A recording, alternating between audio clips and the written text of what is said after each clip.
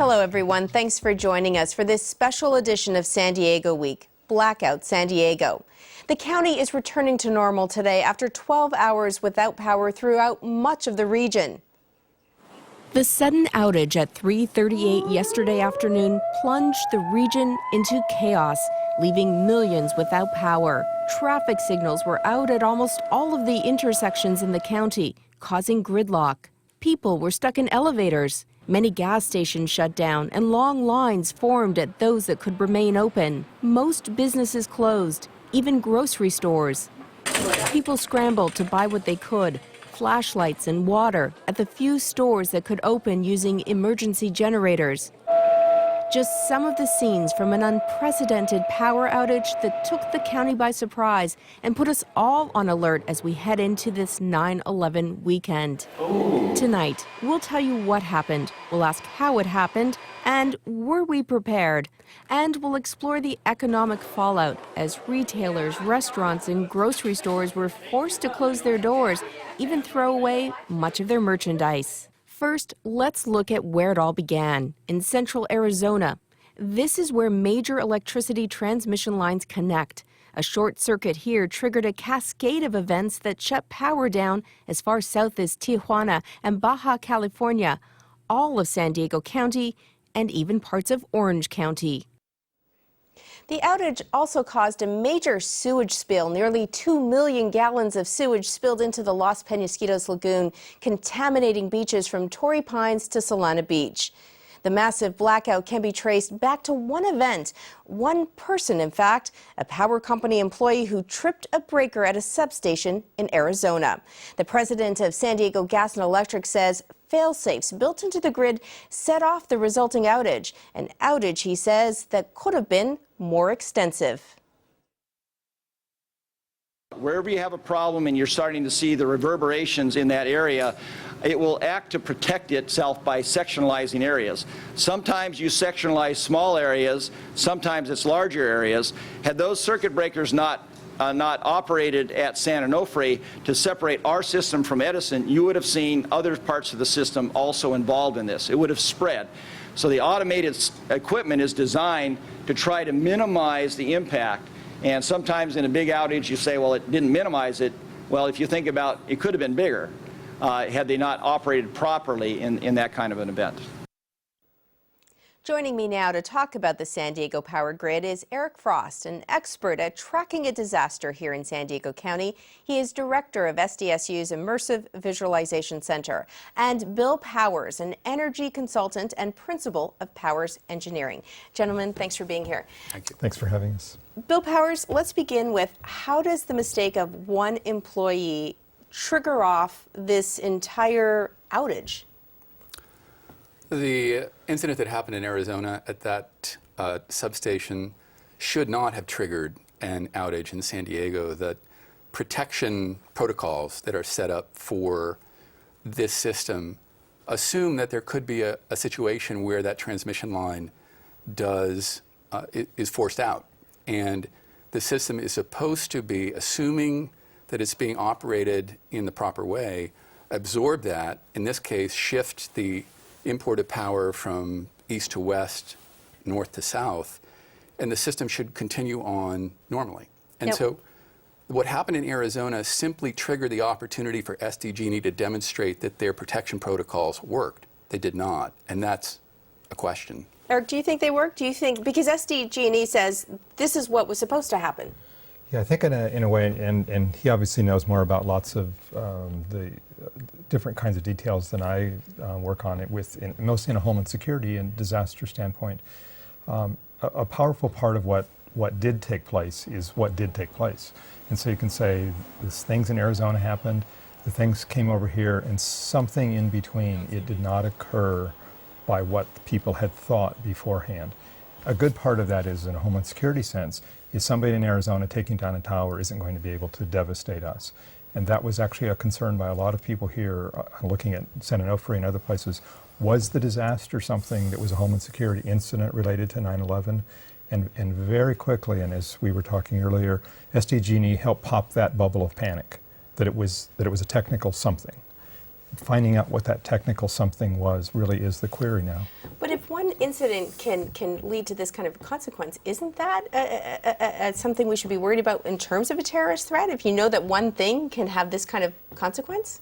2 points. One is this protection scheme that I'm talking about assumes that SDG&E maintains a certain amount of local power generation, and we don't know if they did or did not. Hopefully that will come out in these investigations. Was the minimum level of local generation online when this occurred?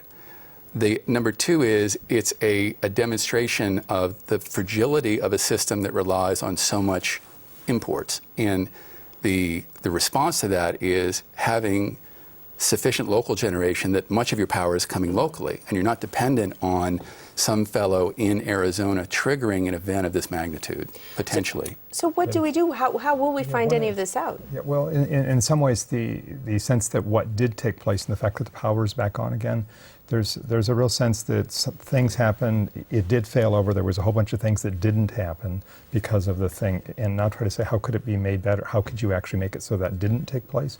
But actually, a lot of things actually did take place the way they were supposed to take place. That as it cascaded and it failed, a whole bunch of things actually did, and now as you go back and unravel that to get it so that those cascades didn't ever take place, and then as we try to unravel, okay, how do you make it so that it doesn't happen? One specific thing that we're working on in a variety of ways is computers actually go way faster than electricity does in the normal way as it's passing. And the kinds of sensors, the understanding of what's there, the sense of understanding that it is a fragile system in a whole bunch of ways, but we push the fragile because we don't want to pay for more, which is like we don't make buildings that are earthquake proof because we can't pay for it. And so that balance of how do you play this game also becomes a cost to society, and how you actually do that, and what could be sensors, especially sensors into Mexico, where they felt totally, I mean, that was a hugely more impactful thing in Mexico than it was here. And these are all things that I think in the coming weeks we're going to find out more about. Gentlemen, thank you both for being here. Eric Frost and Bill Powers. Thank you. Thanks. The outage presented all kinds of challenges to people like this woman. I asked the guy here if I could use the restroom, and he said no, that he's not allowed to let anybody in. And I go, but I really need to go. And he goes, nope. And so I went to McDonald's, and they basically told me the same thing. And then I had a customer kind of get all smart with me because where I work. And I'm like, I'm off the clock. I'm just like everybody else. I work for the utility company. The blackout may have made some people a bit rude yesterday, but there were no serious law enforcement problems. Joining me now is San Diego County Sheriff Bill Gore. Thanks for being here, Sheriff. It's good being here. Now, when you first learned that power was out in the entire county, what is your biggest concern? Well, we'd had the information from the Joint Terrorism Task Force about the credible but not verified threats on the East Coast. So, especially as we get closer to the 9/11 anniversary, we've been talking about being aware and trying to notify the public not to be paranoid, but be aware of your surroundings. So, I mean, automatically you think of, could there be some terrorist nexus to this? I was very relieved. I called our Joint Operations Center. Found out we didn't have any indication of a terrorist act, and I was very relieved when I saw the president of SDG&E, Mike Negley, talk about it was a power outage, appeared to be man-made. So what do you do next then as county sheriff? What do you have to take care of? Well, we're concerned obviously with all the people that are trying to get around and maneuver, get home without power, traffic concerns. Concerns for the hospitals, make sure they are all up and running. All our facilities have emergency power, our jails, our law enforcement stations. The same with San Diego Police Department, Fire Department. They were all operating on emergency power. We called in additional resources, as did the Police Department and the Fire Department, just to deal with increased traffic control and just being visible out in the communities to help relax the populace. There was really no problem, and we'd get through this blackout in short order, which we did. I have to tell you, one of the things that occurred to me was, what about looting? We know that stores were closing down. Do you have to show up at these businesses? No, I think when we talked about that in the operations center, this is a different situation than we had with the fires. And the fires, you recall, in 07, 03, we were evacuating entire neighborhoods and leaving these homes unattended. That wasn't the case here. These businesses closed down, they locked their doors, and people went home, and we told them to stay home if they could. Stay off the roads, try to only use 911 in emergency, although all our operators were up and running, communications were good. So we just wanted to, give as much information as we could, but not cause any kind of panic out there, because there was really nothing to panic about. Finally, Sheriff, in a county with 3 million people, 12 hours of no power and no major law enforcement incident to report, does that surprise you? No, I think it speaks volume to the type of law enforcement we have in this county and the people of this county. We've been through, we get the earthquakes that bring the East Coast to its knees. We've had our tragedies with wildfires. There was no, there weren't fires. There wasn't an earthquake. We lost power and we got through it, and I'm very proud of the people of this county. Sheriff Phil Gore, thanks for being here. Thank you. Good to have you. Were you prepared? Did you have water and flashlights and an emergency plan? We know from what we saw and heard last night around the county that many people were not prepared. Are you going to do anything to be a little bit more prepared for a situation like this in the future? Oh, yeah. Yeah, we got to get some tanks on the side ready, and water and lights. I mean, the city's got to be more prepared for this kind of situation. It's not the first time it's ever happened. We also found people scrambling at stores around town, trying to get supplies like flashlights and water. We have candles in our regular stationery over there by the mall. What's that? Lighters right here. Car chargers. They are down here somewhere, yes. Chips. Lots of water. We try to find ice. They're out. They're out of batteries. They're out of flashlights. Everything. Went on AM radio on the phone, an app, and they announced it, and that was it. Took off. Got over right away. And it was too late by the time we got here. Yeah, if we would have known, we would have came right away, because we wanted the ice, and it's all gone. Everything is gone. The flashlights are gone. All the cold stuff are gone. And those lines are up the aisle. Was the county prepared? Here to answer that question is Supervisor Bill Horn, Chair of the County Board of Supervisors. Supervisor, thanks for being here. Oh, my pleasure. Set the scene for us. 3:38, power goes out. What happens with county offices? Who's the first to know, and what do you do? Well, everyone was the first to know because the lights went out and the elevators aren't working. And my first thought was, well, it's just a localized incident. And then we start getting communication that it's, Escondido, and immediately it tells you that far away from the downtown, it may be a bigger event. I don't know what the event is. We really didn't know the size of this until we got a hold of SDG&E about an hour after that took place, so about 4 o'clock. And they really didn't know what had happened either. I mean, they point out that they were shocked. So an hour, it took an hour though. Isn't that a long time to know that this is such a major event? Well, you got to, what was shut down? A lot of communications were shut down. The computers were turned off. You wind up, a lot of the cell phone coverage didn't work because those run by electricity. You have the landlines, of course. We had calls into them to see what was going on, but we weren't getting answers. Very obviously, the information we got that it was countywide. Now, I'm the chairman of the Emergency Council. We immediately moved the county emergency operations center. We put it in place, got it going. Has to be staffed. We have a cadre 24/7 throughout the year there to operate that center every day, every evening, every night. And they were up and moving, but we had to get the people in to fill the slots who are assigned to that. We drill a lot for this, very obviously. As far as I'm concerned, it went just like the book is written. It went perfect. We didn't have any glitches when it comes to emergency operations. The biggest problem was getting there. I was stuck in traffic for almost 3 hours. Was a power outage like this ever in the emergency plan? Did you ever imagine that no one would have power anywhere in the county? No. And that's a scenario we didn't have before, and we do have it now. So now, though, that I know there were no major incidents and the plan worked, but the power came back within 12 hours. If we sort of look ahead, if the power had been out for another 12 hours or another 12 hours, is there a plan where there's a water drop-off or a food drop-off or transportation? These were the kinds of things we were hearing from people. What does the county do when people, they didn't have water? Well, let's go back a little bit here. 4 years ago, well, yeah, this is about 5 years ago, I was chairman of the board then, and I had been chairman on 9/11, and I put all these systems in place. In fact, your emergency operations center stands alone. I mean, that was the one thing that was operating. It can operate during an earthquake. It's got rubber platforms on its foundations. It has its own generation, has its own water supply. It's something that, I mean, it's the emergency operations center. It's where we have our 3 satellite TVs coming down, our communication system there, a 911 is upstairs in that system.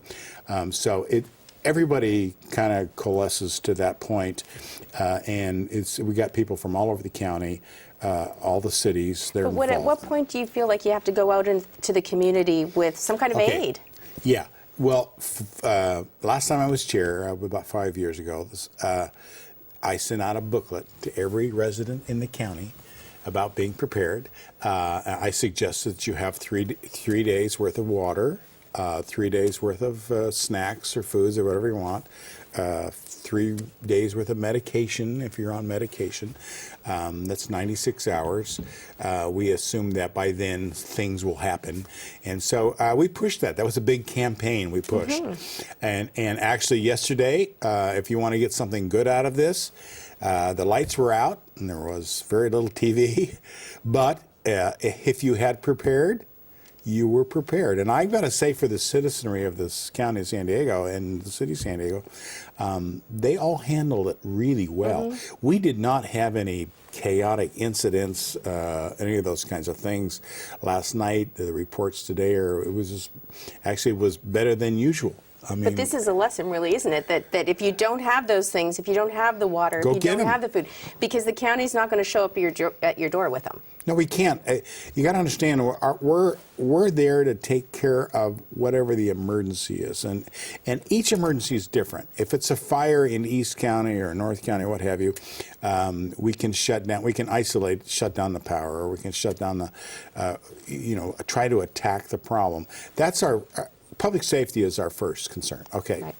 Now, part of that public safety is asking the public to be safe itself, and part of that being is prepared.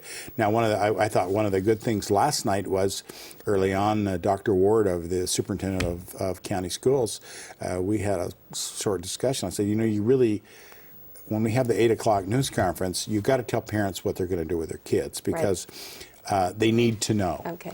And they have to have a lead time. We're going to have to leave it there, Supervisor Horn, but thank you so much for being here. We appreciate it. Oh, all right. Thank you. The blackout stopped traffic in trolleys and it grounded flights at Lindbergh Field, leaving passengers stuck in the terminals. More arrivals. No more arrivals. More arrivals? No more arrivals. Okay. Thank you. Just in time. What were you coming in town for? Business. Business? Yes.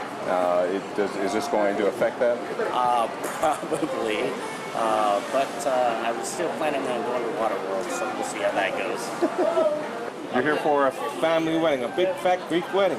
When the power went out, you guys were just coming in, or what? We were on a plane. Luckily, we got off the plane. We had to walk down the steps, walk around the whole place. The whole place was dark, and luckily we got our baggage. A lot of disappointment, but at the same time, I think most people understand that it's completely out of their power and capabilities at the airport right now. So.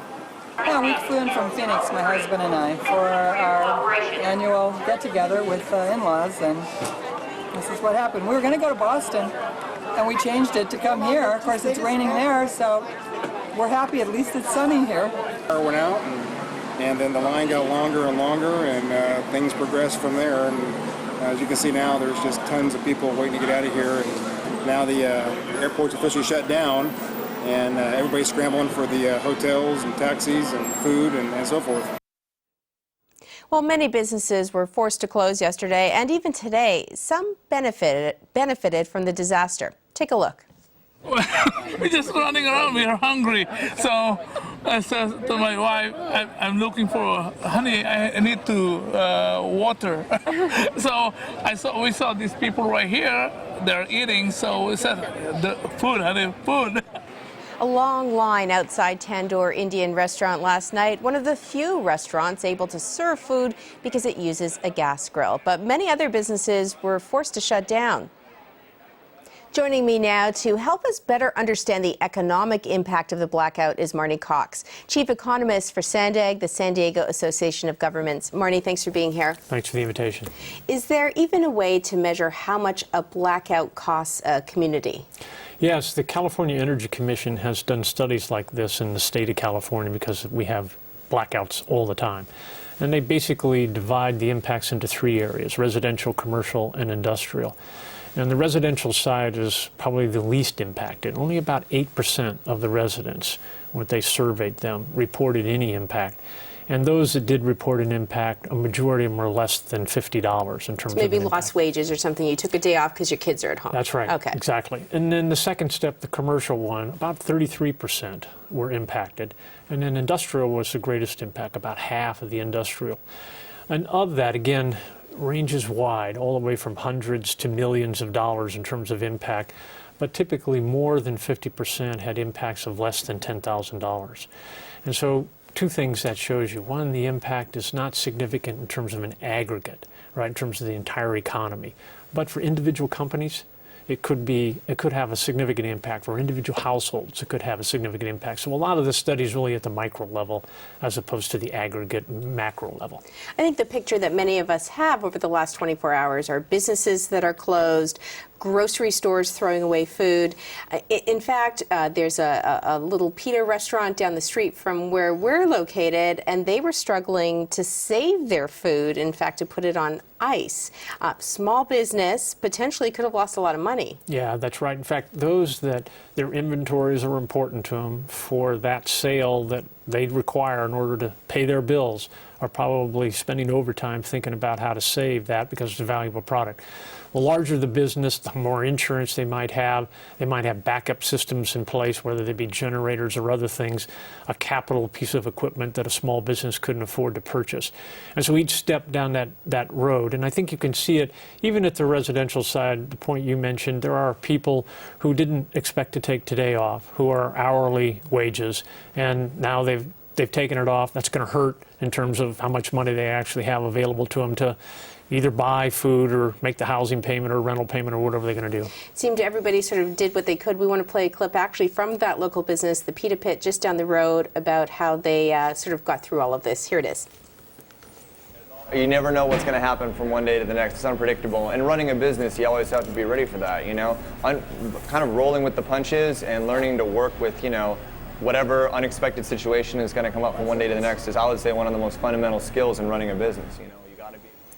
So really, at the end of the day, depending on who you are, really, you could have won from all of this. Maybe you are one of those restaurants that could stay open, or maybe you lost because you can't open throughout the weekend. That's right. You know, and I think that a couple things. One, it's not just businesses themselves, but a failure of a major infrastructure item like power also puts quite a bit of pressure on other infrastructure items. And so the gentleman here whose restaurant went out, pizza, maybe you can't eat raw, right? Mm-hmm. The alternative is maybe a restaurant stayed open, but they said, look, our menu is limited tonight to fresh items as opposed to grilled ones because we don't have any of that available. So they're adjusting, rolling with the punches, as he points out. But there are some, for example, we noted that when the power went out, a lot of elderly here in the region who require oxygen, the power goes out, stops feeding them oxygen, they've got to go to the emergency ward. So the hospitals are put a lot of pressure on. Right. Sort of a ripple effect. Thank you. Yes, it is. Marnie Cox, thanks for being here. Thank you, Joanne. Since school was canceled, some families got an early start on their weekend fun. We found some at Balboa Park. Since school was canceled, we decided to come and explore Balboa Park. We moved here just last month from Seattle, and so we wanted to know what Balboa Park was like and what we could do here. The blackout actually brought people together last night. Here's a look at a gathering we found in Normal Heights. Every time we're on a game. I got home and Matt and Tracy and Alex and Nick were already hanging out outside, and as the night wore on, we decided we probably need some food, and we've all just been kind of doing our thing and just chilling. We have marshmallows roasting right now. Me and Paige and my boyfriend Hayden made some salad. We made some veggie skewers. We just made do with whatever we had. They've made some chicken sandwiches, which are really good. And we have Doritos going around. We don't have to go sit in our homes, which is nice, because otherwise if we'd have internet or if we had TV, we would just be chilling in our own homes being lonely, but we haven't heard of anyone like breaking in yet or any crazy stuff like that.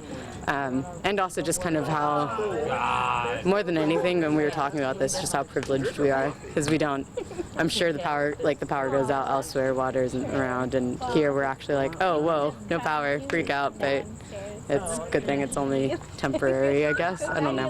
Makes you think about stuff, I guess.